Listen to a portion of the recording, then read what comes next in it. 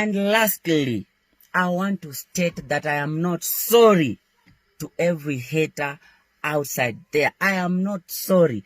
As in, nikwe pole, you want me to say sorry because we did not break up with my wife. Hello guys, welcome back to my YouTube channel. Kindly subscribe, like, comment and share. If you are new here, please ring that notifications bell so that you get notified anytime I upload a new video. Welcome to your number one entertainment channel, your number one Moshane Orudako channel, and I'm here to keep you updated on what is trending. So finally, Bahati Kenya ameamua to break the silence and he has responded to haters.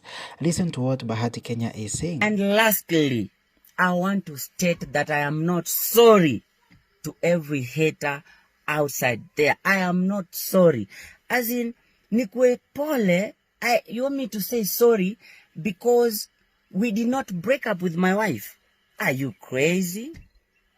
Utashinda sasa kwa page yangu unaleta matusi ati amuku break up. Ha! My guy bana, get a life bana. Usikuja hapa kushuta kwa page yangu bana. Ati juu sasa ulitaka to break up, then nikikupea huyu msichana, will you maintain this girl bana?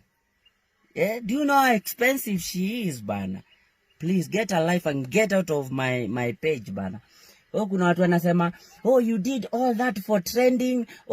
Wewe si break up na bibi yako tuoneka uta trend.